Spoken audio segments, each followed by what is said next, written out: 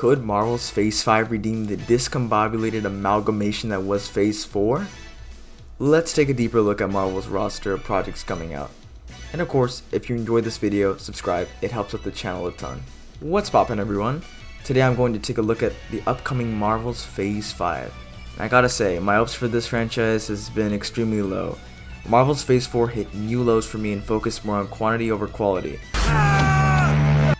And most people, as of now, hit a little Marvel fatigue, and have more or less started to drift away from this universe due to the barrage of films and TV shows released in such a short period of time.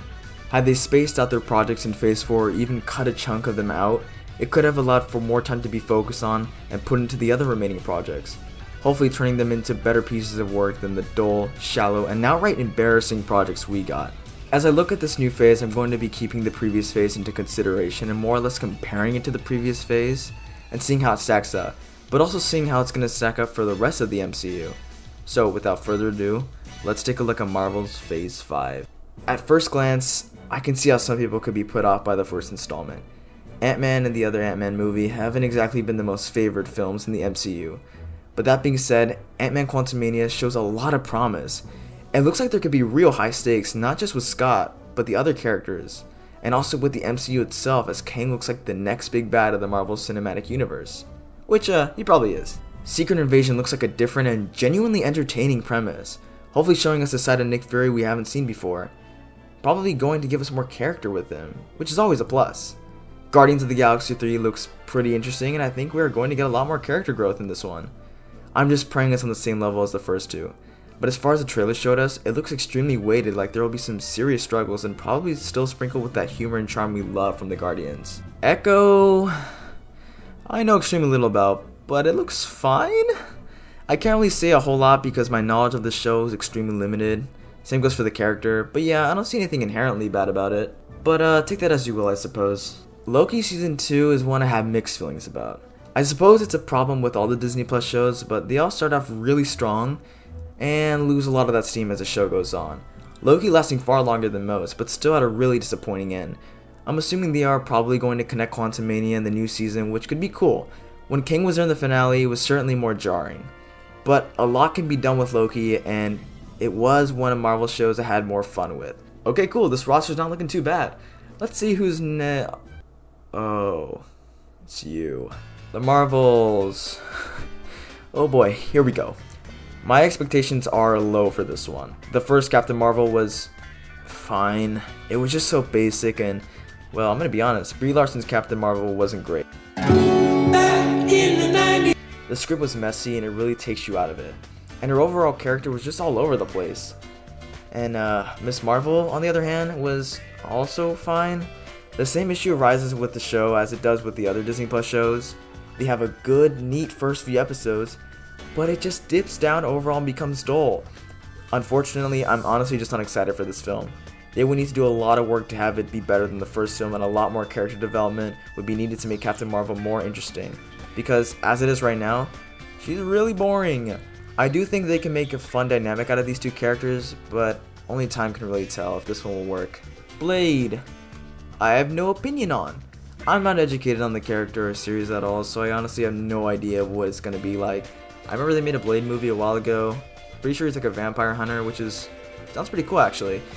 I'll leave this one to the comic book enthusiasts to give their opinions on this announcement, but once again, I just don't feel like I'm educated to be talking about it. But from what the premise sounds like, I feel like it could be a lot of fun, and maybe the action could be really cool too. But that's all I'm going to say on it. Now, Ironheart.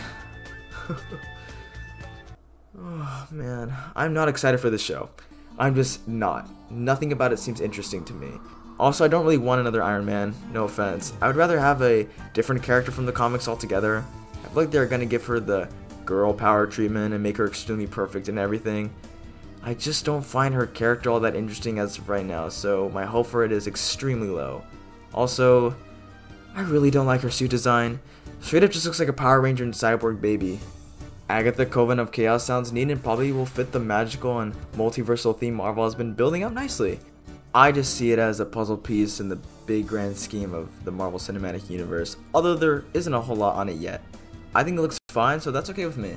Honestly, Daredevil I'm just not really sure about. I feel like there is potential to make it good though, so yeah. although I haven't seen the whole series, so take it lightly. I just hope they keep the creative spark that was prevalent within the first initial show. I think they will though. But let me know how you feel about Daredevil Born Again in the comments. I'm eager to hear all your thoughts about it. I do try and read as many comments as I can, so chances are I'm probably going to see it. Captain America New World Order actually sounds really interesting.